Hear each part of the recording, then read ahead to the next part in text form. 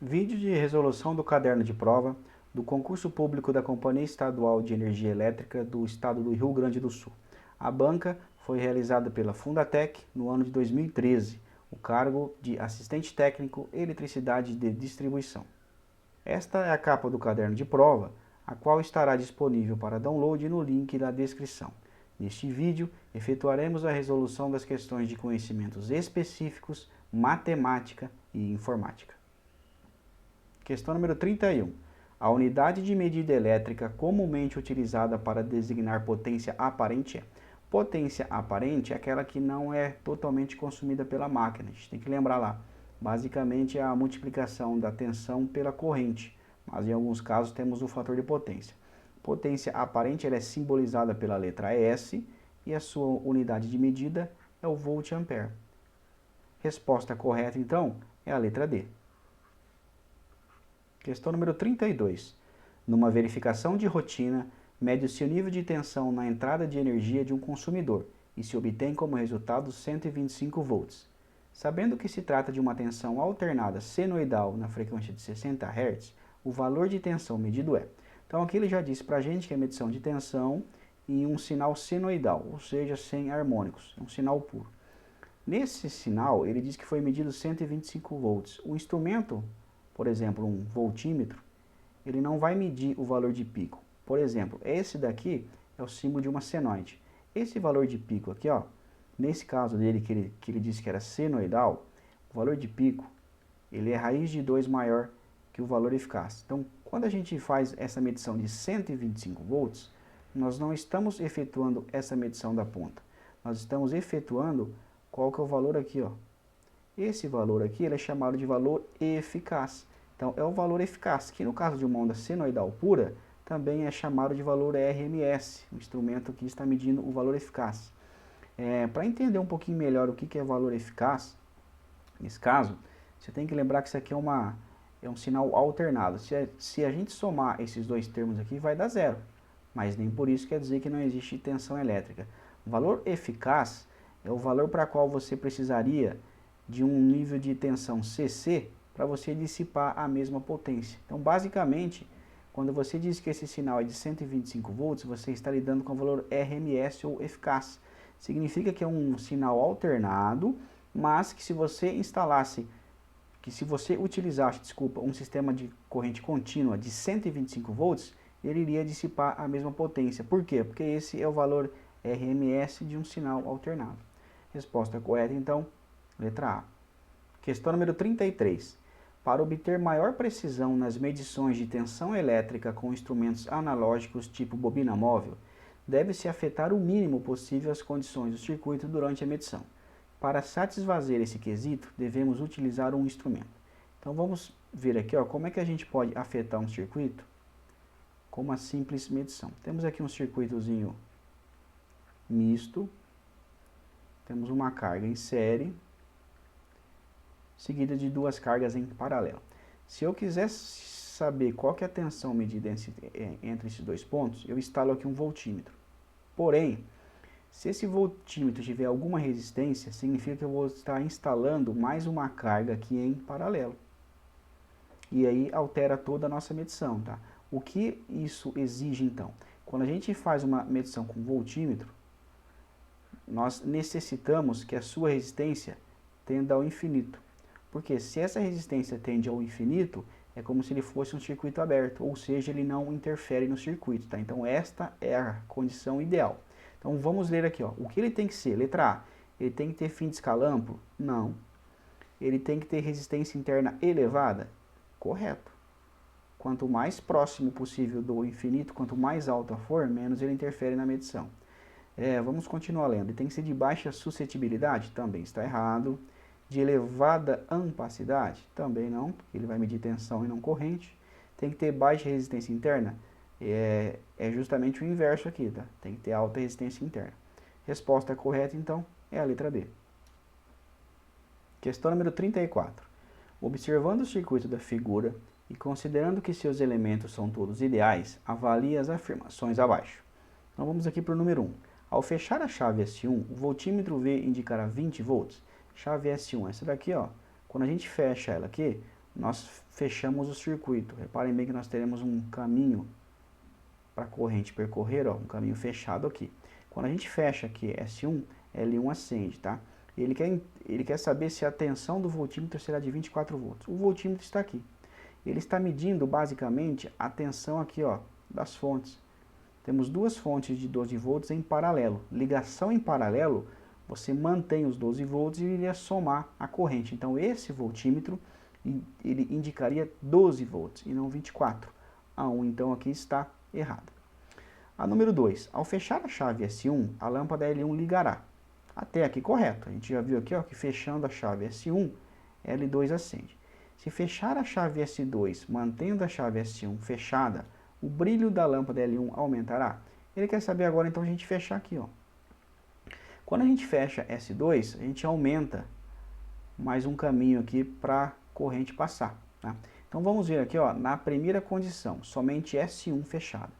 Se eu tinha somente S1 fechada, o caminho era esse de baixo. Nós teríamos 12 ohms desta resistência e mais 12 ohms dessa lâmpada. Então a resistência equivalente nesse caso seria de 24 ohms. Vamos só entender aqui para a gente ver qual que seria a corrente. A corrente seria a tensão dividido pela resistência, ou seja, seria 12 volts dividido por 24 ohms. 12 dividido por 24 ohms, teríamos um circuito percorrido por uma corrente de 1,5 amperes.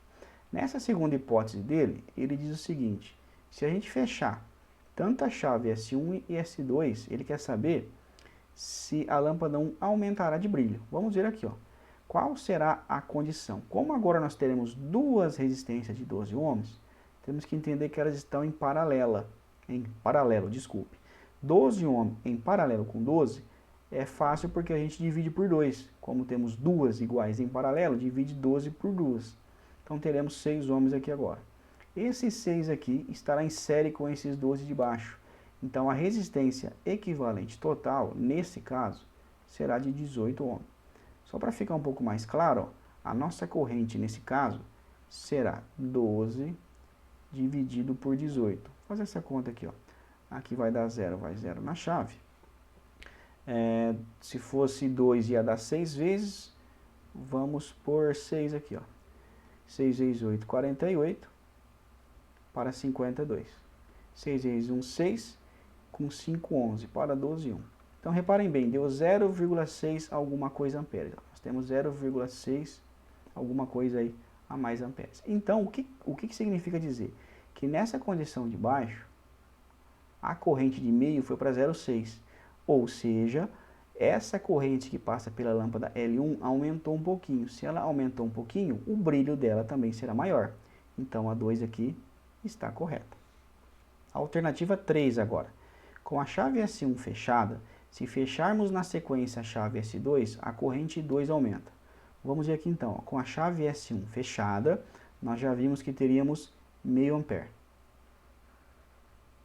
Reparem bem, esse meio ampere está passando exatamente em I2 aqui, ó, somente aqui. No momento que a gente fecha S2, esta corrente se divide um pouquinho para cima e um pouquinho para baixo.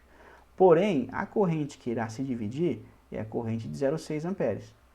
Então, nesse ponto aqui, ó, teremos 0,3 alguma coisa a mais aqui amperes para cá e 0,3 alguma coisa amperes para cá. Então, esta corrente 2, na verdade, ela diminui. Então, I2 diminui.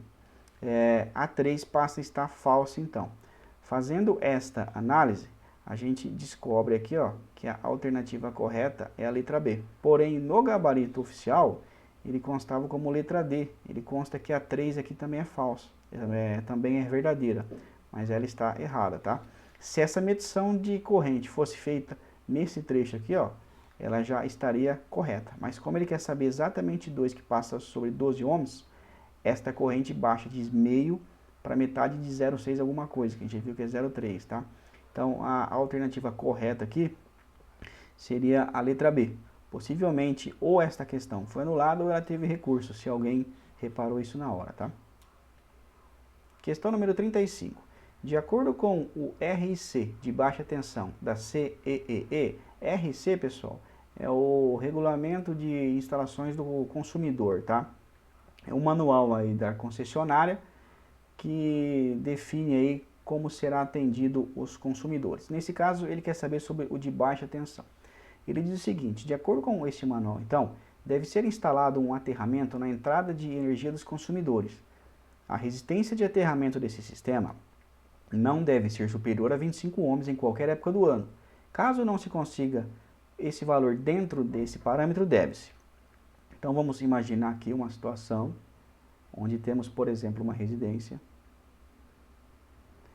e essa residência, será atendida por uma ligação em baixa tensão aqui, claramente resistência. Então, teremos os cabos entrando, a concessionária exige que no pé da medição aqui você aterre. E nesse caso, desta companhia, ela pede para que seja efetuada uma medição de 25 ohms, tá? Fiquem atentos sempre quando for ver alguma coisa de norma, como eu sempre digo, porque as normas se atualizam e a norma de hoje pode ser diferente.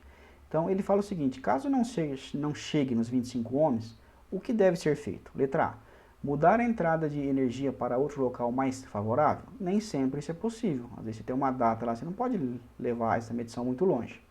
B: utilizar hastes de aterramento tantas quantas forem necessárias, distanciadas entre si de 2 metros no mínimo, interligadas através de condutor do mesmo tipo e seção do aterramento. Essa daqui é a correta. Porém, a norma de hoje desta concessionária, tá? Exclusivamente dela, já traz aqui que a seção deve ser maior que 16 milímetros. Então vamos continuar lendo. C: interligar o aterramento a estruturas metálicas próximas, tais como tubulações de água ou grades de proteção. Isso aqui está mais ligado à proteção. Lembra que isso aqui é o aterramento funcional. Se a residência tiver aterramento de proteção, dependendo do tipo de aterramento, você tem que ligar os dois e ainda tem que equipotencializar em estruturas, tá? Mas não é esse cara aqui que é citado nessa norma aqui não. Letra D: interligar o aterramento com outro sistema de aterramento próximo, através de condutor similar ao de aterramento. Essa também não é, que é justamente isso que eu citei acima aqui. E a letra E: tratar a terra no entorno da haste de aterramento num raio de 1 metro, adicionando sal de cozinha misturado com a terra. Tem algumas técnicas aí para fazer tratamento de solo, mas nesse caso aqui, a norma especificamente pede para que seja ligada mais baixa. Resposta correta, então, aqui é a letra B. Questão número 36. O dispositivo utilizado em instalações elétricas de baixa tensão que, além da proteção dos condutores do circuito contra sobrecorrentes oriundas de sobrecarga ou curto-circuito, garante proteção das pessoas contra choque elétricos e ainda exerce as funções de comando e seccionamento é. Então, ó, ele quer saber qual o nome desse cara, mas vamos ver aqui, ó. Ele faz a função de proteção, primeiramente, proteção de condutor. Proteção de condutor contra sobrecorrente, que é sobrecarga e de curto-circuito. Se a questão parasse aqui, a gente ia ficar com disjuntor. Por quê? Proteção de cabo e de circuito é disjuntor. Mas ele fala ainda mais, ó. Garante proteção das pessoas contra choque. Quem faz proteção contra choque é o DR, positivo residual. Só que aqui ele quer que qual é o nome do equipamento que faz as duas juntas. O equipamento que faz as duas juntos é o disjuntor diferencial. Reparem bem, funções de disjuntor e de interruptor diferencial também. Resposta correta, então, é a letra C. Questão 37. Construtivamente, o cabo multiplexado, geralmente empregado nas entradas de energia das instalações consumidoras, pode ser caracterizado como... Pessoal, o que é o cabo multiplexado? Ele tem algumas variações, mas basicamente você tem um cabo no centro, onde pode ser o neutro, geralmente é o neutro, e o cabo de fase vem contornando por fora. Pode ser uma fase, duas ou três. Esses cabos aqui podem ser, logicamente, o do neutro, isolado ou não, tá? Lembrando sempre, por exemplo, que se você tem fase neutro, obrigatoriamente um dos dois vai ser isolado, a fase. Mas o neutro tem caso que ele é nu ou tem caso que ele é isolado. Se ele for monofásico, ele tem somente uma fase contornando. Se ele for bifásico, aí você vai ter mais uma fase aqui contornando, trifásico você tem 3. Mas este aqui é o conceito básico de cabo multiplexado. Então vamos ler aqui as alternativas. Letra A. É um cabo formado por 2 ou mais condutores isolados ou por cabos unipolares isolados dispostos helicoidalmente sem cobertura? Correto. Reparem que ele disse isolado, mas ele não disse exclusivamente isolado. Então, é uma condição. Pode ser que o neutro e as fases sejam isolados. Então, A está correta. Vamos ler aqui a B. Cabo formado por 2 ou mais cabos isolados com armação metálica externa para proteção mecânica. Não. C. Cabo formado por 2 ou mais condutores isolados dotados de cobertura externa. Eles não têm cobertura externa. É como se fosse um cabo PP sem aquela parte externa, tá? D. Cabo formado por 2 ou mais condutores com um envoltório condutor ou semicondutor. Isso aqui é parecido com blindagem, também está errado. E a letra E. Condutor com forma de tecido de fios metálicos extremamente flexível. Também errado. Isso aqui a gente já conhece por outro nome. Resposta correta, então, da 37 é a alternativa A. Questão número 39. Caso uma unidade consumidora de energia elétrica com entrada e medição única venha a ser subdividida, o RIC de baixa tensão da CEE prevê que... Então é o seguinte, quando você tem uma medição única e você faz uma obra que você necessita de mais medições, porque se aumentou o número de unidades consumidoras, a norma prescreve o que tem que ser feito. Vamos ver aqui, ó. Letra A. A entrada não será alterada, permanecendo só uma com medição única também? Não. Você pode mudar e colocar medições individuais. Letra B. As instalações internas devem ser adequadas pelo interessado para acrescentar uma medição para a área comum? Não. Você não quer só medição para a área comum. Você pode ter outra unidade com uma área ali de uso exclusivo para uma unidade. Letra C. As instalações internas devem ser adaptadas pelo interessado, de modo a permitir uma medição para cada unidade que resultar da subdivisão? Correta. Reparem bem. Quem tem que fazer a obra? O interessado, e aí você coloca uma medição para cada subdivisão que você tiver. Mas vamos continuar lendo então. Letra D. As instalações devem ser adaptadas pelo interessado, acrescentando uma entrada e uma medição para cada unidade que resultar na subdivisão. Está errado porque você pode manter só uma entrada, tá? Você não precisa acrescentar mais entradas.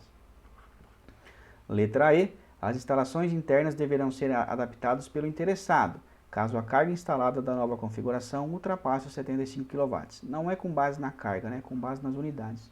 Resposta correta, então, é a letra C. Questão número 40. A norma regulamentadora NR10, Segurança em Instalações e Serviços em Eletricidade, prevê, no capítulo referente aos procedimentos de trabalho, que antes de iniciar os trabalhos em equipe, os seus membros, em conjunto com o responsável pela execução do serviço, devem. Vamos lá. Alternativa A. Fazer um aquecimento físico e um alongamento muscular para evitar lesões e diminuir os riscos de acidente. Isso aqui até tem que ser feito, mas não é a NR10 que trata, tá? Então aqui ela está errada. Letra B. Realizar uma avaliação prévia, estudar e planejar as atividades e ações a serem desenvolvidas no local, de forma a atender os princípios técnicos básicos e as melhores técnicas de segurança aplicáveis ao serviço. Correta. A norma pede para que seja feito um estudo prévio, com base no que vai ser feito, para você identificar riscos e técnicas, tá? Mas vamos ler o resto. Realizar um reconhecimento na área de trabalho para identificar possíveis riscos para a atividade a ser desenvolvida. Um reconhecimento na área para identificar os riscos, até que mas não é só isso não, tá? Então essa C aqui está errada. D. Fazer um planejamento prévio definindo as alternâncias de atividades pelos integrantes da equipe de acordo com as atividades a serem desenvolvidas e descritas na ordem de serviço e de acordo com as competências dos integrantes da equipe. Vamos ver aqui, ó, alternar trabalho e ver competência de equipe não é tratada pela NR10 também. Letra E. Realizar um breve treinamento de operação dos equipamentos de resgate e de combate a incêndio. Também não é a 10 que trata disso. Resposta correta aqui, ó, somente a letra B. Questão 41. Com o intuito de obter o valor da resistência interna de uma bateria, foi montada numa bancada o circuito da figura. Com a chave S aberta, a tensão registrada pelo voltímetro foi de 6,4 volts. Então vamos só ver aqui, ó. Nós temos uma bateria e temos uma resistência interna dela. Toda bateria possui uma resistênciazinha interna, tá? Vamos só fazer um quadrado aqui para simbolizar esta bateria. Ele disse que com a chave aberta, ou seja, com o circuito aberto, o voltímetro indicou 6,4 volts. Então, É como se você tivesse aqui na saída, ó, 6,4, porque esses aqui são os dois pontos que ele está lendo. Aí ele disse mais, como a chave S fechada, então agora essa chave fechou, a tensão registrada pelo voltímetro caiu para 6. Então aqui, ó, passou a aparecer 6 volts. E a corrente registrada pelo amperímetro foi de 2 amperes. Então temos aqui o amperímetro e a corrente nesse sentido aqui foi de 2 amperes. De posse desses dados, pode-se concluir que a resistência interna RI da bateria que alimenta o circuito é. Então vamos ver aqui, ó. Nesse primeiro caso com a chave S1 aberta, a corrente ela é zero, porque o circuito está aberto, não tem corrente. Como não tem corrente, esta queda de tensão nesse resistor também é zero. Eu não tenho corrente passando pelo resistor. Por isso que essa tensão chegou a 6,4, porque não tem queda de tensão. Então, a tensão com o circuito aberto é de 6,4 volts. Porém, quando ele fecha, ele diz que faz surgir uma corrente de 2 amperes e a tensão cai para 6. Por que ela cai para 6? Porque agora nós temos corrente passando pela resistência interna e temos uma queda de tensão. Então, de quanto que é essa queda de tensão? Se era de 6,4 e agora é 6, automaticamente a queda de tensão nesse resistor é de 0,4 volts.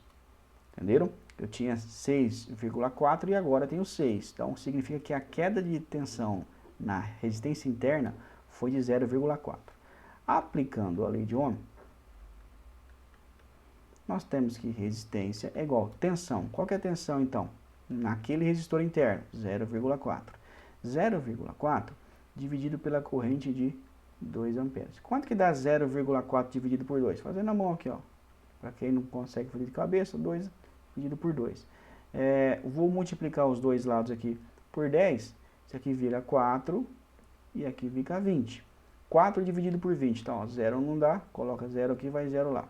40 dividido por 20. Quanto que dá? 2. 2 vezes 0, 0. 2 vezes 2 dá 4. Para 4, nada. Então, esta resistência interna é de 0,2 ohm. Resposta correta é a letra A. Questão número 42. De que forma devem ser aterradas as massas dos equipamentos elétricos da instalação quando é adotado o esquema de aterramento TNS? O esquema de aterramento TNS é aquele na qual a fonte de alimentação ela é aterrada e aí tem-se os condutores neutro e de proteção. Por exemplo, se eu for aterrar aqui uma máquina e essa máquina for ligada em 127 volts, você vai aterrar na carcaça e o neutro vai ser conectado à máquina normal. O outro cabo, logicamente, aqui seria para a linha, tá? Então esse é o esquema de TNS. Então vamos ver o que ele fala aqui na alternativa A. As massas dos equipamentos devem ser interligadas ao eletrodo de aterramento da instalação elétrica através do condutor PEM, função neutro e proteção combinados. Não, reparem aqui que eles estão separados. Se fosse o condutor PEM, nós teríamos um sistema TNC, tá? Então A aqui está errada. Letra B. As massas dos equipamentos são aterradas com eletrodo de aterramento próprio, através de uma resistência, independentemente do aterramento da entrada da instalação elétrica. Completamente equivocada também. Quando ela tem eletrodo próprio, ela é sistema TT. Letra C. As massas dos equipamentos devem ser interligadas ao eletrodo de aterramento da instalação elétrica através do condutor de proteção PE. Correto. A massa aqui, ó, vai ser ligada no condutor de proteção. Vamos ver a D. As massas dos equipamentos são aterradas diretamente no local da instalação através de eletrodo de aterramento próprio. Isso aqui é o TT também. E a letra E fala, nesse esquema de aterramento, as massas não são aterradas. Isso aqui nem existe, né? Resposta correta, então, é a letra C. Questão número 43. Foram realizados 2 ensaios conforme segue. Então, vamos ver aqui, ó, ensaio 1. Uma carga composta por um conjunto de 5 lâmpadas incandescentes de 100 watts. Então, nós temos 5 lâmpadas de 100 watts. 127 volts. Vou fazer um tracinho. 127 volts. Que é alimentado por uma fonte de 120 volts, 60 Hz, durante 4 horas, tá ok. Vamos ver o ensaio 2. O ensaio 2 ele diz, uma carga composta por um conjunto de 6 lâmpadas incandescente de 60 watts, 220 volts agora, alimentada por uma fonte de 220 volts, 50 Hz, baixou aqui a frequência, durante o período de 5 horas consecutivas. Vamos ver agora o que ele quer dizer. Comparando as grandezas envolvidas nos dois ensaios e considerando que nos dois casos a carga foi ligada em paralelo, pode-se afirmar que, quando ele fala que a carga foi ligada em paralelo, é que, por exemplo, todas as lâmpadas foram ligadas em paralelo. Neste caso, elas estavam com a sua potência nominal, tá? Então vamos ver aqui, ó. A intensidade de corrente no circuito que alimenta a carga no ensaio 1 é menor que no ensaio 2. Vamos fazer uma conta aqui, ó. Nesse caso aqui nós teríamos então 500 watts dividido por 127. Fazer uma continha rápida. Se fosse por 100 aqui, ó, já teríamos praticamente aqui 5 amperes, tá? Vai ser um pouco menor que 5 aqui. Nesse caso de baixo, nós teríamos 360 dividido por 220. Reparem bem, se fosse 400 dividido por 200, já daria próximo de 2. Nem estou fazendo todas as contas aqui, casa a casa, porque os números aqui estão muito longe. Mas caso você queira, resolva isso aqui passo a passo que vai ser um pouco melhor, tá? Mas enfim, esta corrente do ensaio 1, ela é bem maior, tá? Então vamos ver. A intensidade de corrente no circuito que alimenta a carga no ensaio 1 é menor? Errado então, nós já vimos que é maior. Letra B. A energia consumida no ensaio 2 é maior do que no ensaio 1? Energia consumida é potência. Então aqui nós temos 500 watts e aqui nós temos 360 watts. Porém, aqui foi ligado por 4 horas. 4 vezes 500 seria 2.000 watts. 5 vezes 360 vai dar quanto? 5 vezes 0, 0. 6 vezes 5, 30, sobe 3. 3 vezes 5, 15, 16, 17, 18. Reparem bem. Então, o ensaio 1 consumiu mais energia. Vamos ver a B de novo. A energia consumida no ensaio 2 é maior que o ensaio 1. Errado, que deu menor. Letra C. Nos dois ensaios, o consumo de energia é igual? Vimos também que não, que no ensaio 1 consumiu mais. Letra D. A energia consumida no ensaio 1 é maior do que o ensaio 2. Correto. 2.000 watts contra 1.800. Vamos ler aí. A intensidade de corrente nos circuitos nos dois ensaios é igual? Não é igual, por quê? Potência diferente, também temos tensões aqui diferentes, tá? Resposta correta, então, da alternativa 43 é a letra D. Questão número 44. O transformador de potencial, TP, é um equipamento utilizado para reduzir o valor da tensão de um determinado circuito para níveis compatíveis com equipamentos de proteção e medição. Os TPs são projetados para valores de tensão primária geralmente utilizados no sistema elétrico, porém, a tensão secundária nominal é padronizada em, geralmente, essa tensão do secundária é de 115 volts, tá? Isso aqui é padrão. Você pode ter vários valores de entrada, mas a saída ela é padronizada aí em 115 volts. Resposta correta, então, da questão 44 é a letra D. Temos agora um texto para que seja utilizado para as questões 45 e 46. Então vamos lá. Responda as questões 45 e 46, considerando o diagrama da figura que apresenta o esquema de ligação de um transformador de 150 kVA na entrada de energia de um consumidor atendido pela rede de distribuição em tensão primária. Então tem-se aqui o desenho de um transformador de 150 kVA, tá? Aí vamos para a questão 45. Considerando que a relação de transformação do transformador de corrente, TC, reparem que é do TC, tá? É desse cara aqui, ó. Não é do transformador de potência, é do transformador de corrente, que isso aqui é para medição. É de 200 para 5, e que a intensidade de corrente registrada pelo amperímetro é de 4,5, qual a intensidade de corrente que circula pela fase do enrolamento secundário do transformador? Então vamos ver. A relação do TC é de 200 para 5. Então vamos ver a quantidade de vezes que ele rebaixa. Primeiramente, o que quer dizer 200 para 5? Quer dizer o seguinte, ó. Aqui eu vou ter a corrente do secundário. Se aqui estiver passando 200, aqui vai estar passando só 5. De novo. Se aqui estiver passando, então, por exemplo, 100, significa que aqui está passando 2,5. Então vamos ver quantas vezes ele está rebaixando. O que a gente faz? Divide 200 para 5. Pegamos o 20 aqui, ó. 5 vezes 4. Deixa eu apagar aqui que eu errei. 5 vezes 4, 20. Para 20 nada, abaixo o 0. 0 na chave. Ou seja, ele rebaixa 40 vezes. Como ele mediu 4,5, a gente multiplica 4,5 por 40. Então vou dizer aqui, ó. 4,5, eu vou esquecer a vírgula e o 0 aqui, ó. 5 vezes 4, 20. 4 vezes 4, 16, 17, 18. Tem mais um 0 aqui do 40 e a vírgula vem para cá. Então, significa que no secundário está passando 180 amperes.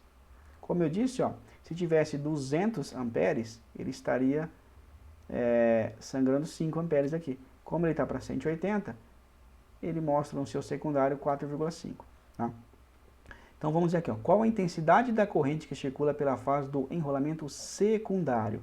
Então, resposta correta, ó, é a letra E. Questão número 46. Sabendo que a relação de transformação do transformador de potência é de 100 para 1, qual a tensão na linha da rede de distribuição? Então vamos ver agora. Ele quer saber qual a tensão na linha da rede de distribuição. Ele quer saber a tensão nesse ponto, então. Temos aqui uma ligação triângulo, estrela. Cuidado aqui, ó. Nós temos aqui, ó, ele está informando 380 volts entre as linhas. Significa que nesse caso temos uma tensão de linha de 380 volts. Porém, a tensão de fase, quem que é a tensão de fase? É a tensão entre fase e neutro. Ela é o quê? Raiz de 3 menor. Então ela será 380 dividido por raiz de 3. Por que faz sentido a gente encontrar a nossa tensão de fase? Porque sempre que a gente lida com relação de transformação, é a relação de transformação nos enrolamentos. Então simule que aqui tem um enrolamento, aqui também tem um. Então esse enrolamento jogou para cá. Se eu pegar 380, eu vou estar utilizando o outro enrolamento junto, e não posso. Então eu tenho que identificar qual que é a tensão em um enrolamento e espelhar ela para cá. Como eu sei que no secundário é 380 por 3, ele diz que a relação é de 100 para 1. A do primário, então, ela vai vir para cá, multiplicada por 100. Então vamos ver, ó. A tensão de fase, que no caso, como é delta, vai ser tensão de linha, nesse caso, ela será 380, a raiz de 3, multiplicada por 100. Quanto que é 380 multiplicado por 100? 380, coloca mais 2 zeros. Isso deu 38.000. 38.000 dividido por raiz de 3. Raiz de 3 é praticamente 1,73. Então, vamos agora dividir 380, aliás, 38.000, dividido por 1,73. 1,73 tem vírgula, a gente tem que sumir com essa vírgula, andando 2 casas para a direita. Então, se a gente vem com 2 casas para a direita, a gente insere 2 casas aqui também. Então, agora temos, ó, 380 por 173, 2 vezes. 2 vezes 3, 6, para 10, 4. 2 vezes 7, 14, com mais um, 15, para 18, 3. 2 vezes 1, 2, com mais um, 3, para 3, nada, sobrou 34. Abaixa esse cara aqui. Agora, 170 vezes 2 vai dar só uma vez, então vamos colocar uma vez aqui só. 1 vezes 3, 3, para 10, 7. 1 vezes 7, 7, com mais um, 8. 8 para 14, dá 6. 1 vezes 1, 2, para 3, 1. Agora vamos baixar esse zero aqui. Reparem bem, já deu 21. Então isso aqui possivelmente vai dar 21K aqui, ó. Bem perto disso. Não vou nem continuar a conta porque está muito longa. Então dessas 3 alternativas, ó, já vamos fazer o seguinte. 38K não pode ser, porque é 38 dividido por raiz de 3. Também não vai ser 13, que está muito baixo, e também não vai ser 11. Quem que vai sobrar? 22 raiz de 3 também não é. Então, automaticamente, ó, como a gente chegou a 21 aqui, possivelmente que vai dar bastante 9, tá? Então, vai chegar bem perto de 22K. Resposta correta aqui é a letra C. Tem bastante conta que você já pode parar no meio, que você já consegue eliminar aqui de acordo com as suas respostas, tá? Mas nada impede que você faça essa conta inteira, que você vai chegar num valor bem próximo aqui de 22K, ok? Questão número 47. As zonas definidas pela norma regulamentadora NR10, Segurança em Instalações e Serviços em Eletricidade, a partir do ponto energizado PE da instalação, conforme ilustrado na figura, possuem critérios de delimitação e acesso sobre as quais são feitas as seguintes afirmações. Então, a norma traz também, no seu âmbito, as áreas que ela delimita de acordo com quem pode ou não entrar nessa área, tá? Então, por exemplo, temos aqui a área livre, em que todo mundo pode entrar. Temos a zona de controle, que eles chamam de ZC, é onde somente pessoas autorizadas podem entrar. Temos a zona de risco, que é onde as pessoas autorizadas e com adoção de técnicas e instrumentos apropriados podem entrar, tá? Temos o PE, que é o ponto energizado, tá? Isso tudo, essas distâncias, ó, tanto o raio da zona de risco quanto da zona de controle, é dado de acordo com o nível de tensão. Então, de acordo com o nível de tensão, esses raios aumentam e diminuem, tá? Então, vamos ver aqui, ó, item 1. A aproximação da zona controlada só é permitida aos trabalhadores autorizados? Correto. Zona controlada aqui, ó, nessa área aqui, ó, só pode vir quem for autorizado para isso. 2. A aproximação da zona de risco só é permitida a profissionais autorizados e com a adoção de técnicas e instrumentos apropriados de trabalho? Correto. Para entrar nesta área aqui, ó, você precisa estar autorizado a isso e ainda estar com instrumentos e vestimentas próprias para isso também, tá? Número 3. O raio de delimitação das zonas é determinado em função do nível de tensão do ponto energizado? Correto também, tá? Então estão corretas 1, 2 e 3. Resposta correta aqui, ó, é a letra E. Utilize o diagrama da figura para responder as questões 48 e 49. Então vamos para 48. O diagrama unifilar da figura representa uma entrada de energia. Esse diagrama aqui, a gente encontra também no RIC. Ele traz alguns exemplos lá. Mas basicamente vamos ver o que ele tem aqui, ó. Temos a medição aqui está abrigada, logicamente você tem o seu quadro lá, fica dentro de uma mureta, só que só ela está. O transformador, que é somente um, está exposto, tá? Temos aqui o aterramento e as chaves. Esse tipo de ligação é a ligação aérea com subestação ao tempo e só com um transformador. Eu até tenho aqui um slide retirado lá da norma. Reparem bem, ó. Vou voltar aqui nele. Então nós temos aqui, ó, quando a gente tem esse símbolo aqui, ó, esse círculo por trás, quem está dentro de um quadrado, desculpa, não é círculo, é um quadrado, é que está abrigado. Nesse caso aqui primeiro, somente a medição está abrigada, que é lógico, é o quadro do medidor. Nesse caso aqui, ó, esta área toda já está abrigada, inclusive o transformador, tá? E outra coisa que dá para a gente entender do desenho é quando a entrada é subterrânea ou aérea. Quando a entrada for subterrânea, tá? O seu aterramento está antes da chave. Então, só vendo aqui, ó, resposta correta realmente é a letra B. Questão 59. O equipamento indicado pelo número 1 no diagrama unifilar da figura representa essa 49 é o disjuntor. A norma também é própria desta concessionária, que é da CEEE, né? C3E, e ele traz até aqui as suas legendas. Então, ó, ele quer saber qual o símbolo desse elemento aqui, ó. Esse elemento, ele traz como um disjuntor, tá? Então é mais uma parte aí da norma que ele pede para que seja estudado. Temos para-raio, chave fusível, seccionadora e outros elementos. Então, resposta correta da 49 é a letra A. Questão número 50. Medições realizadas no circuito de alimentação de um motor de indução monofásico tiveram os seguintes resultados. O voltímetro indicou 220 volts, o amperímetro indicou 3 amperes e o watímetro indicou 495 watts. Qual o fator de potência do motor nessas condições de funcionamento? Então vamos primeiro entender que o circuito é monofásico, então a gente não vai usar a raiz de 3, e vamos ver o que nós temos de dado. Nós temos a potência ativa, que é de 495 watts. Como ele deu em watts, nós já sabemos que é potência ativa. O fator de potência, uma das formas da gente encontrar ele é dividindo a potência ativa pela potência aparente. Potência aparente ele não deu, mas ela pode ser encontrada multiplicando a tensão pela corrente. Então nós temos 220 multiplicado por 3. A potência aparente foi de 660 voltamperes. Então, se a gente dividir, por exemplo, aqui, 495 dividido por 660. Quanto que vai dar isso aqui? Então vamos dividir. 495 dividido por 660. Então, quantas vezes dá? Nenhuma. Eu coloco um zero aqui, uma vírgula e vai um zero na chave. 6 vezes 6 é 36, vamos tentar 7 aqui. 7 vezes 0, 0. Para 0, nada. 7 vezes 6, 42. Para 45, dá 3. 7 vezes 6, 42. Com 4, 46. Para 49, 3. Então, deu 330. Vamos pôr mais um aqui. E vamos tentar por 4, 28 por 5. 5 vezes 0, 0. Para 0, nada. 6 vezes 5, 30. Para 30, nada. 6 vezes 5, 30. Com mais 3, 33. Para 33, nada. Então, temos um fator de potência aqui, ó, de 0,75.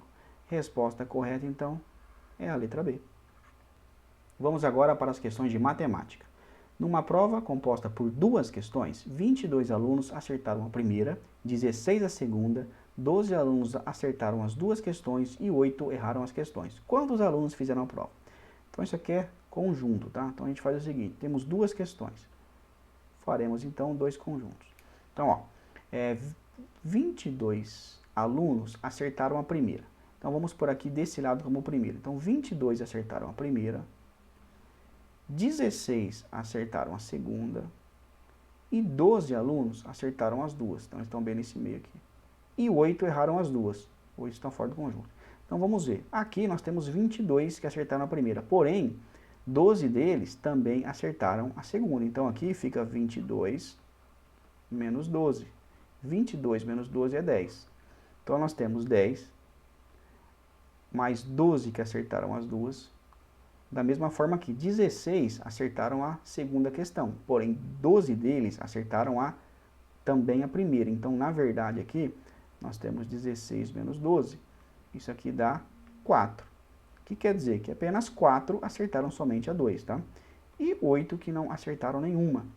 Então, ó, 8 e 12, 20, 30, 34 alunos. O número final de alunos foi de 34. Resposta correta, então, é a letra A. Questão número 17. Se uma equipe de manutenção é formada por 10 técnicos, de quantas maneiras podemos convocar um grupo com 6 técnicos dessa equipe para uma tarefa de emergência? Bom, mais uma questão aqui de combinação, tá? E temos também que frisar que, nesse caso, a ordem não interessa. Por exemplo, se você chamar Maria e João e Maria, isso não vai mudar, tá? Então, o que a gente faz? A gente já fez até algumas outras questões desse tipo, de análise combinatória. CNP igual a N fatorial, dividido por P fatorial, multiplicando N menos P fatorial. Quem que é N? N é o nosso universo, ou seja, é o tanto de pessoas, que nesse caso, nós temos quantas pessoas? 10. E qual é a sua possibilidade? Quais são as nossas possibilidades? Nós queremos 6 técnicos. Então agora vamos montar aqui, ó, seguindo esta forma. Quem que é N fatorial? 10 fatorial dividido por P fatorial. É 6 fatorial multiplicando N menos P. N é 10 menos 6, 4. Vou pôr aqui passo a passo. 10 menos 6 e o que der fatorial. Só a gente resolver essa conta. 10 fatorial, repetir ele aqui, fazer a parte de baixo com calma. Isso aqui vai ficar 6 fatorial multiplicando 4 fatorial, que é o que deu fatorial. 10 fatorial, a gente pode fazer assim, ó. Isso aqui é uma técnica boa. Vai multiplicando até a gente encontrar alguém que esteja igual de baixo. Então eu vou multiplicando, ó. Esses caras aqui já não são fatoriais, tá? Multiplicando por 6 fatorial vezes 4 fatorial. Eu corto esse 6 fatorial com esse cara de cá.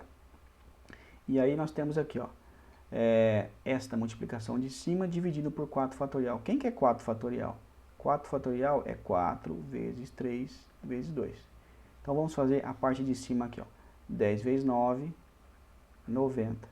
90 vezes 8. 8 vezes 0, 0, 9 vezes 8, 72, dá 720, tá? 720 vezes 7, 7 vezes 0, 0, 14, 7 vezes 7, é 49 com mais um 50. Então, esse C aqui ficou 5.040 dividido por 4 vezes 3, 12, 12 vezes 2, 24. Vamos efetuar mais uma conta aqui de divisão. 5.040 dividido por 24. Quanto que vai dar? 50, dá 2 vezes. 2 vezes 4, 8, para 10, 2. 2 vezes 2 dá 4, mais um 5, para 5 nada. Abaixa esse 4 aqui. Isso aqui dá uma vez, zerou e vem aqui. Então, significa o quê? Que nós temos 210 maneiras diferentes de formar um grupo de 6 pessoas. Resposta correta é a letra C. D, desculpa. Resposta correta é a letra D. Questão número 18. Um operário gasta 18% do seu salário em medicamentos. Se o valor dos medicamentos aumentar 25% e do salário aumentar 18,5%, que porcentagem do salário esse operário passará a gastar com medicamentos? Então, porcentagem quando ele sobe e desce assim, é bom a gente sempre começar com um valor redondo. Então, vamos ver o seguinte, ó. Suponhamos que ele receba R$100. O salário dele é R$100. Tá? Então, ele gasta 18% do salário com medicamentos. Então, ele gasta R$18, pode até o símbolo aqui da moeda, com medicamentos. Se o valor dos medicamentos aumentar 25%, então, ó, 18 mais 25%. 25% é 1/4. Então, vamos fazer, ó, 18 dividido por 4. 4 vezes 4, 16, dá 2. 5 vezes 4, 20. Então, significa que eu vou ter 18 mais 4,5. Então, 18 reais mais 4. 18, 19, 20, 22 reais e 50. O remédio, então, vai custar 22 remédios e 50. Só recapitulando, a gente simula aqui um número redondo, tá? Só para não ter que fazer muita conta de porcentagem, onde ele ganhava R$100. Como ele disse que ele gasta 18%, 18% de 100 é 18. Como aumentou 25%, aumentou 1/4. A gente divide 18 por 4, deu 4,5 e soma esse valor lá. Então, significa que o remédio foi para R$22,50. Só que o salário também aumentou 12%. 12,5%. 100 mais 12,5% dá quanto? Dá 112,50. Ele quer saber que porcentagem do salário esse operário passará a gastar. Então, se o remédio subiu aquilo e o salário subiu isso, quanto que dá 22 de 112? Vamos dividir. 22,50 dividido por 112,50. Parem bem. Estamos com duas casas aqui, podemos cortar as duas aqui, ó. E vamos cortar esse zero também. Vou até passar limpo aqui para não ficar muito número. 225 dividido por 1125. Aqui uma casa não vai dar, vamos colocar aqui. 2.250 dividido por 1.125. Vai dar o quê? Duas vezes. 2 vezes 5, 10, para 10, nada. 2 vezes 2, 4, mais um 5, para 5, nada. 2 vezes 2, para 2, nada. 2 vezes 2, para 2, nada. Isso aqui deu 0,2. 0,2 multiplicado por 100 é igual a 20%. Então, depois desses dois aumentos, tanto do remédio quanto do salário, ele vai passar a gastar com remédio 20%. Resposta correta temos aqui, ó, na letra B. Questão número 19. Um determinado equipamento de uma indústria produziu um total de 45.500 peças em 5 dias de trabalho. Considerando que esse equipamento produzia 1.400 peças a mais que no dia anterior, quantas peças foram produzidas no segundo dia de trabalho? Pessoal, esse exercício praticamente é uma progressão aritmética. Vou até pôr aqui uns valores para ficar um pouco fácil. Por exemplo, ó, foram 5 dias. Vamos usar aqui valores baixos. Por exemplo, se eu fabricar 2 no primeiro dia, depois eu fabrico 4. Reparem bem que eu vou sempre subindo, ele disse que era para subir 1.400 peças. Eu vou subindo de 2 em 2. 2, 4, 6, 8, 10. 1, 2, 3, 4, 5 dias. Então, reparem bem, o que a gente pode ver de uma PA? Vamos ver se tem algo aqui que vai ajudar a gente. Ó, somando os extremos aqui, ó, 10 com 2 é 12. É a mesma coisa que somar 8 e 4. Vamos ver se a gente vai usar isso de alguma forma ou não. Outra coisa que a gente pode entender é o seguinte, se a gente somar tudo isso aqui, ó, 10, 18, 20, 30. Essa soma deu 30. Se eu dividir 30 pelo número de termos, que são 5, vai dar 6. Eu consigo identificar esse termo do meio também. Tá? Então vamos ver, vamos aplicar isso aqui. A fórmula da PA, ela é AN igual a A1 multiplicando o N menos 1 multiplicado pela razão. Quem que é AN? AN é o número que você quer achar lá, o termo que você quer achar. A1 é o termo inicial, N é a ordem, por exemplo, primeiro, segundo, terceiro, normal, e R é a razão, que nesse caso aqui, a nossa razão foi de 2, que é o tanto que ele subiu. Então vamos ver o que ele deu de dados.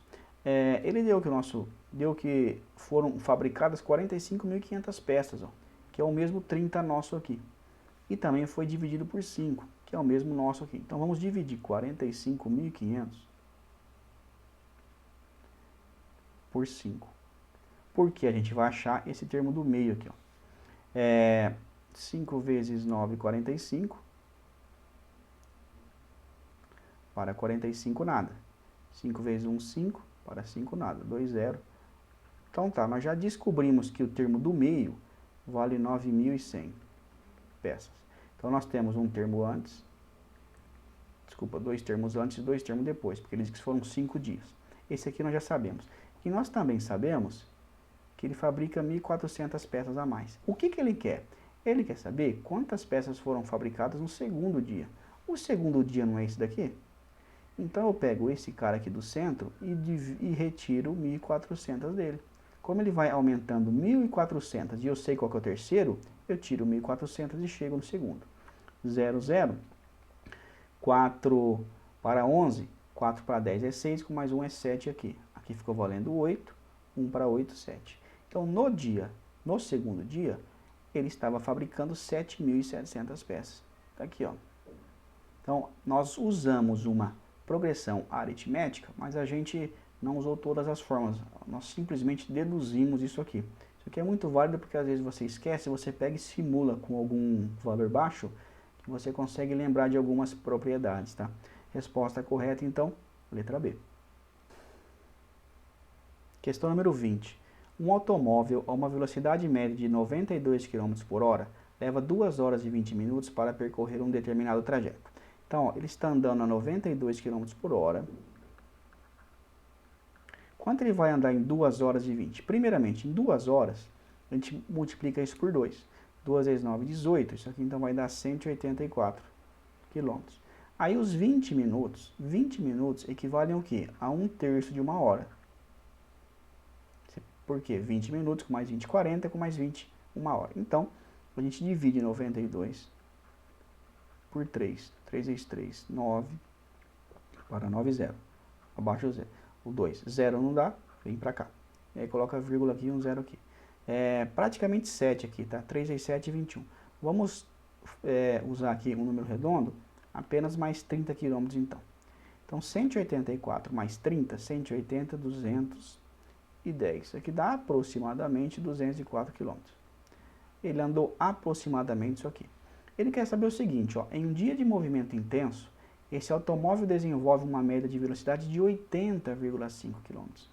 Nessas condições, quanto tempo esse automóvel leva para percorrer o mesmo trajeto? Então, nós sabemos que o trajeto é de 214, só que agora ele anda a 80,5. Então, agora vamos dividir 214 por 80,5. Vamos dividir por 80, depois a gente considera esse cálculo depois. 214 por 80 dá quantas vezes? 2 vezes 8, 16, dá 2 vezes 0, 0, para 4, 4. 2 vezes 16, 17, 18, 19, 20, 21, dá 5 aqui, ó. Vamos colocar aqui 1,0, 5 vezes 8, 40, 7 vezes 8, 56, 6. 6 vezes 0, 0, para 0, nada. 6 vezes 8, 48, 49, 50, mais 6 aqui. Vamos por aqui mais alguma coisa assim perto de 6. Ou seja, temos 2 horas e 66. 2,66 não quer dizer 2 horas e 66 minutos, logicamente, porque 1 hora é 60. Então, nós temos 2 horas e nós temos aproximadamente 66. O que é esse ponto 66? Aproximadamente, vamos por 60% de 1 hora. Quanto que é 60% de 1 hora? 1 hora, temos 60 minutos. 60% disso, 6 vezes 6 é 36. Como tem mais um 6 aqui, é aproximadamente 40 minutos. Então, ele irá levar 2 horas e 40 minutos. Como nós não utilizamos todos os números redondos, porque dava muito quebrado, a gente vai ter que encontrar algo que fica perto de 2 horas e 40. Temos aqui, ó, resposta correta é a letra C. Caso a gente tivesse um valor muito perto, a gente teria que realizar essa conta considerando mais casas, tá? Quanto mais casas a gente utiliza, mais próximo desse valor aqui a gente chega. Mas aqui, como está de 5 em 5 e ele já está bem aqui próximo, a gente já pode considerar como reto, como certo. Resposta correta, então, é a letra C. Questão número 21. Um prêmio será sorteado entre 20 funcionários de um determinado setor de um escritório. Considerando que nesse grupo há 12 torcedores do time A e 8 do time B, 16 têm curso superior e 4 curso técnico. Qual a probabilidade de ser sorteado o funcionário que seja torcedor do time A e tenha curso técnico? Então, ó, é um cálculo de probabilidade que ele quer saber quem que é do time A e ainda tenha curso técnico. Então, vamos ver o seguinte, qual que é o primeiro caso? Time A. Time A, ele nos diz que são 12 torcedores. Então, para esse caso, nós temos 12 para cada 20. Nós temos 20 funcionários de 12. 12 dividido por 20, vou fazer uma continha aqui, ó. Dá 0. Vamos acrescentar um 0 aqui. Isso aqui dá 6. 6 vezes 0, 0. 6 vezes 2, 12. Então, temos 0,6 aqui. No outro caso, é dos funcionários que têm um curso técnico. Curso técnico, ele diz que são 4. Então, nós temos 4 funcionários no universo de 20. 4 dividido por 20, só fazer a conta, não dá, coloca aqui, dá 2. 2 vezes 0, 0. 2 vezes 2 dá 4. Então, isso aqui dá 0,2. Como ele quer que as duas condições sejam do time A e ainda tenham curso técnico, a gente multiplica isso aqui. 0,6 vezes 0,2. Quanto que é 0,6 vezes 0,2? Isso aqui vai dar 12. Vou fazer aqui, ó, 12. Olha, passo a passo aqui, ó, 0,6 e 0,2. 2 vezes 6, 12. Eu vou até fazer ela passo a passo aqui por conta das vírgulas. 2 vezes 0, 0, abaixo 1. Mais 0, 0. Então, isso aqui dá 2, 1, 0. Quantas casas? 2.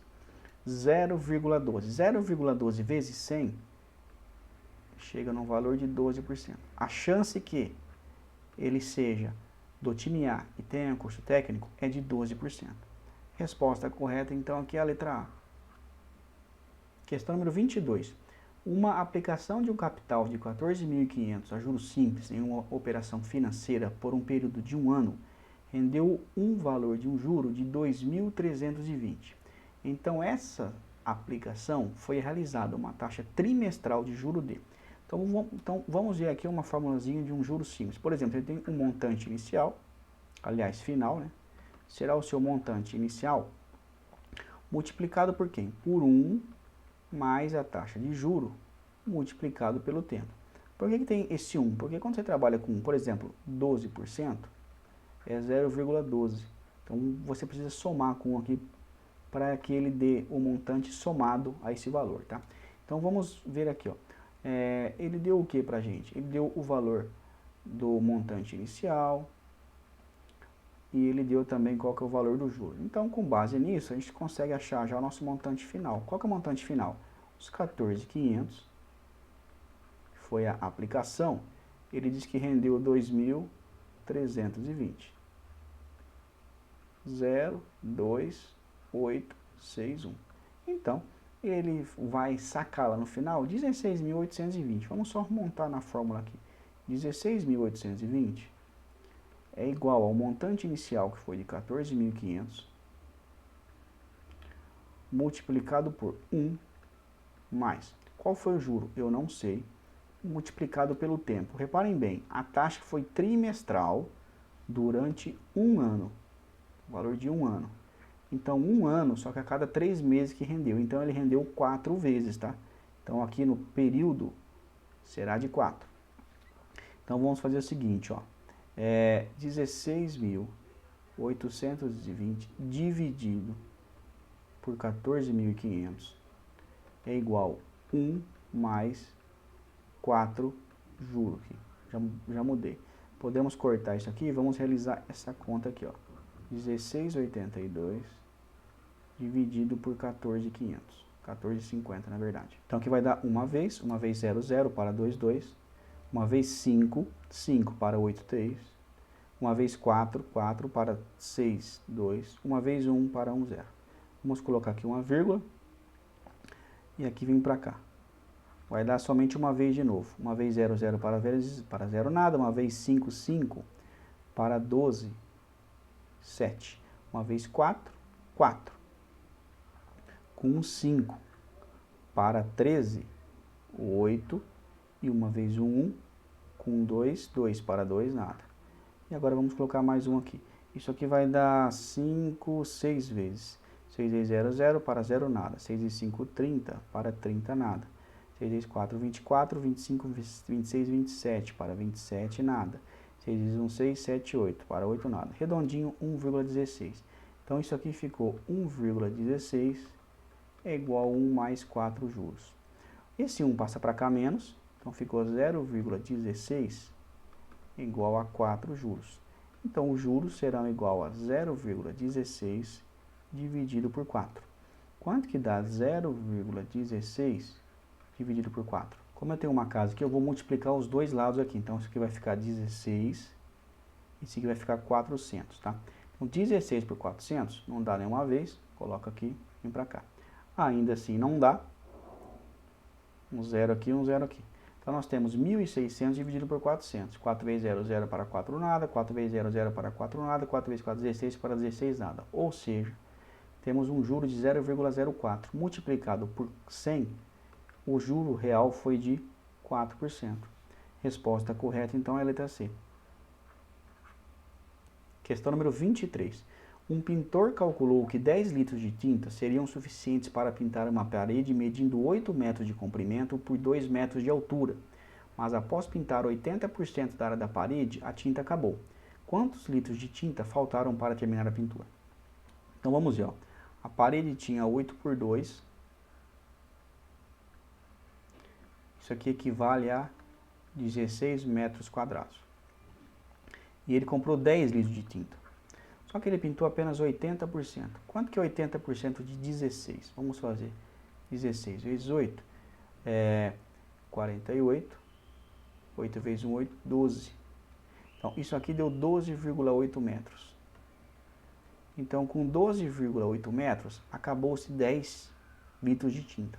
Isso significa que com 1 litro, ele pintou 1,28 metro quadrado. Ele quer saber o seguinte, quantos faltaram? Bom, se ele tinha 16, mas ele pintou 12,8, vamos fazer uma conta aqui, ó. 16 menos 12,8. 8, 9, 10, 2, 3, 4, 5, aqui 0. Faltou 3,2 metros quadrados. Se faltou 3,2 metros quadrados e ele pinta 1,28 metros com cada litro de tinta, quantos litros faltaram? 3,2 dividido por 1,28. Então vamos multiplicar esse lado para as vírgulas sumir. Esse cara vai ficar, a vírgula vem para cá, duas casas. Então vamos multiplicar por 100. 320 dividido por 128. 320 dividido por 128 dá duas vezes. 2 vezes 8, 16 para 24. 2 vezes 2, 4, 5, 6 para 12, 6. 2 vezes 1, 2, com mais um 3 para 3, nada. É 0 para cá. Dá 5 vezes 5 vezes 8, 40 para 40, nada. 2 vezes 5, 10, com mais um 4 para 14, nada. 5 vezes 1, 5, 6 para 6, nada. Então ele precisará de mais quantos litros de tinta? 2,5 litros de tinta. Questões de matemática aqui dessa prova estão um pouco trabalhosas no quesito contas, hein? A gente tem que ficar atento a isso. Geralmente perde muito tempo então nesse tipo de prova, tá? Resposta correta então é a letra E, 2,5 litros. Questão número 24. Sabe-se que 28 metros cúbicos de água foram despejados em um reservatório em formato de cilindro reto, com área da base igual a 8,5 metros quadrados e altura de 860 milímetros. Então temos um cilindro reto aqui para cima. E ele disse que foi 28 metros cúbicos de água. Tá. Essa altura aqui, ó, é de 860 centímetros. Então, vamos mudar para o SI, é 8,6 metros. E essa área aqui, ela é de 8,5 metros quadrados. Bom, vamos lembrar então qual que é o volume de um cilindro. O volume de um cilindro é πr ao quadrado vezes h. Πr ao quadrado é a área da base. Porque quando a gente multiplica a base vezes a altura, a gente tem o volume. Só que esta conta aqui ele já deu pra gente, ó, é de 8,5, tá? Então a base aqui, ó, ela já vale 8,5. Ele quer saber o seguinte, quantos metros faltam? Então vamos primeiro encontrar qual que é o volume desse cilindro. É 8,5 multiplicado por 8,6 metros.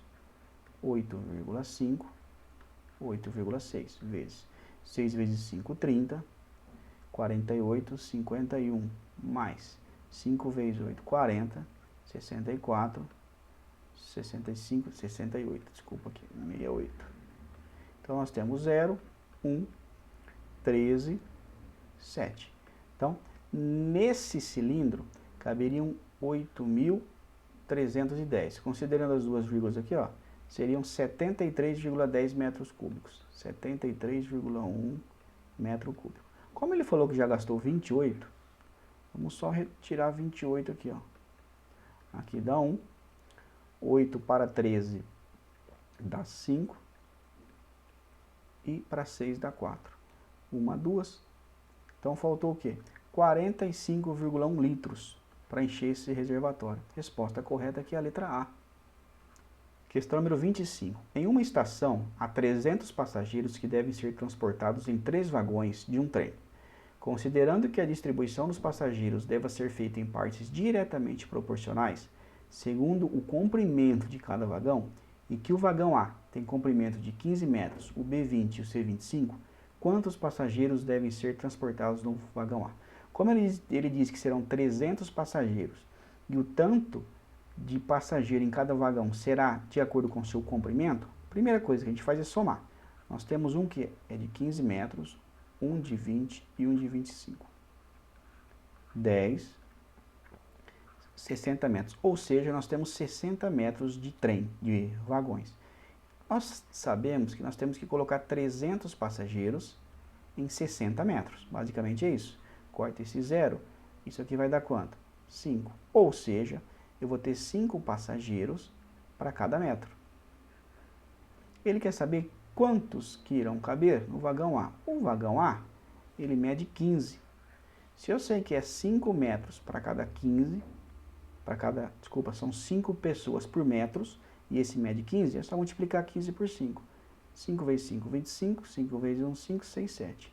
No vagão A, a gente irá colocar 75 passageiros. Resposta correta é a letra B. Vamos agora para as questões de informática. Ele dá aqui alguns textos que é para a gente ler e entender, por exemplo, que considera que o botão esquerdo do mouse é o botão de uso, o botão da direita ativa o menu de contexto e mais algumas outras propriedades. Então, questão número 11 aqui, ó. Questão número 11, ele deu uma figura e ele quer saber o seguinte, ele cita que o Word é 2017 em português e ele quer saber, 11, se for clicado com o botão esquerdo do mouse em recortar, quantas palavras deixarão de ser exibidas no texto?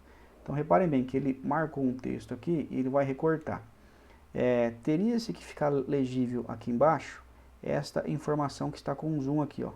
Ele está dizendo que está marcado o quê? 9 palavras, tá? Então, 9 palavras estão marcadas aqui. Como ele quer dizer o seguinte, se eu recortar, o que vai acontecer? Vai recortar as 9 palavras. Resposta correta aqui é a letra A. Questão número 13. O que ocorre se for clicado com o botão esquerdo do mouse em? Esse símbolo aqui, basicamente, ele vai pegar tudo que estiver oculto quanto à formatação e vai te mostrar. Então vamos ver. A. Ele vai mostrar marcas de parágrafo e todos os outros símbolos de formatação ocultos serão mostrados apenas no texto selecionado? Quase certa, mas em todo o texto, tá? B. Marcas de parágrafo e outros símbolos de formatação ocultos serão mostrados em todo o documento? Correto. Por exemplo, aqui possivelmente foi dado Enter, então ele ia inserir um desenho desse aqui, ó, para cada Enter que foi dado, tá? C. Símbolos musicais serão habilitados apenas no texto selecionado? Completamente errado. D. Símbolos musicais serão habilitados em todo o documento? Também está errado. símbolos matemáticos serão habilitados apenas no texto selecionado, também está errado. Resposta correta é a letra B. Questão número 14.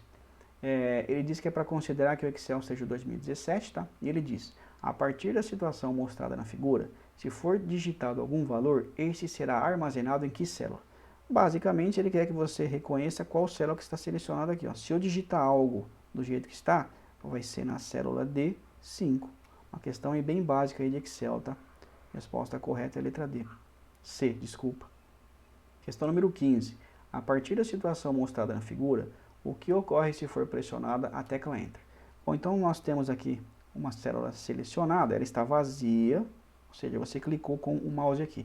Se você apertar Enter, ela simplesmente anda para baixo uma casa, se você apertar Enter só uma vez, um toque, e vai marcar a D6, então ela simplesmente irá pular daqui para cá. Então vamos ver.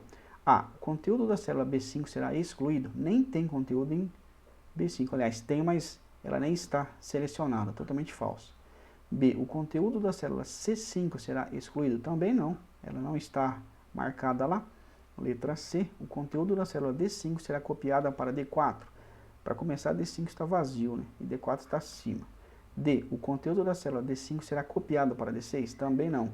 Letra E, a célula D6 ficará selecionada? Correta, ela simplesmente marcará a de baixo. Resposta correta, então, é a letra E.